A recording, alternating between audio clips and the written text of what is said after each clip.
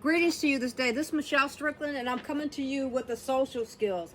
I'm coming to you with social skills that deals with respecting boundaries.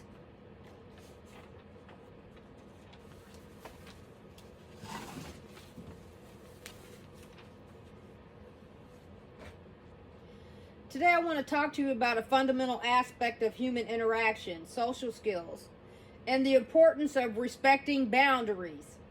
Understanding and respecting boundaries is crucial for building healthy relationships and fostering a positive social environment.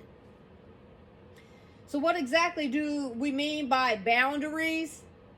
Boundaries are the limits we set for ourselves in various aspects of our lives: physical, emotional, and interpersonal.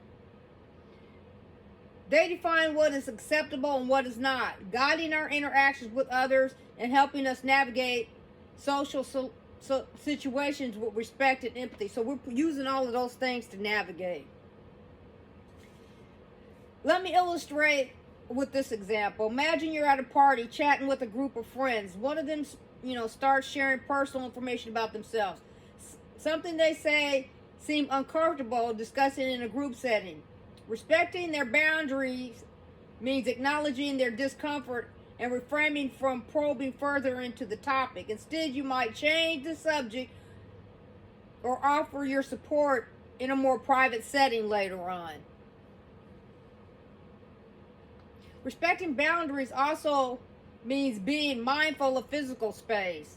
For instance, if someone steps back when you're talking to them, it could be the sign that you need more personal space. So sometimes I'm like that, I don't like people all up in my face like that. I have so being aware of these cues being aware of these cues and adjusting your behavior accordingly demonstrates respect for their boundaries. Yeah, get some distance, Sometimes it can be considered confrontational when you get too close, but it depends on what the situation is,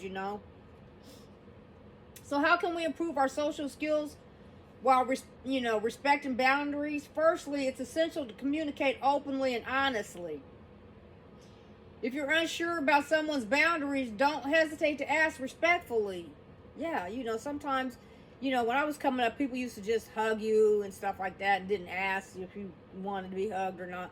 But now it's like, if you see, I've noticed that if before I do that, I will say, is it okay to give you a hug, because if they don't want one, I don't want to just, do that,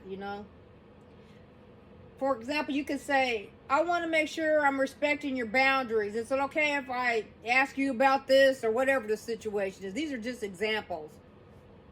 This shows that you value their comfort and autonomy. Secondly, practice active listening. Pay attention to verbal and nonverbal cues that indicate someone's boundaries. This could be a change in a tone of voice, body language, or facial expressions, and that's very important. That is very important. I'm not going to add to that. I think most people can understand what I'm saying. By listening attentively and respecting these cues, you demonstrate empathy and understanding. Lastly, always seek consent before crossing any boundaries, Whether it's physical contact, sharing personal information, or discussing sensitive topics.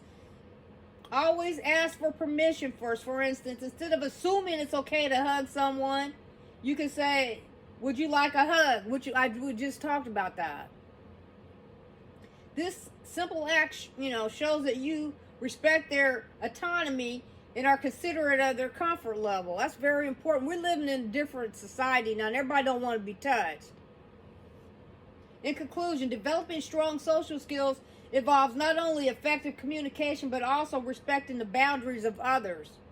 By understanding and honoring these boundaries, we create a more inclusive and supportive social environment where everyone feels valued and respected. And especially nowadays with us becoming more of a global world, we're interacting with other cultures, so we got to be careful how we interact with other cultures, because what you do in one culture may mean something totally different in another culture, and they could be offended by it. So we have to be cautious of that.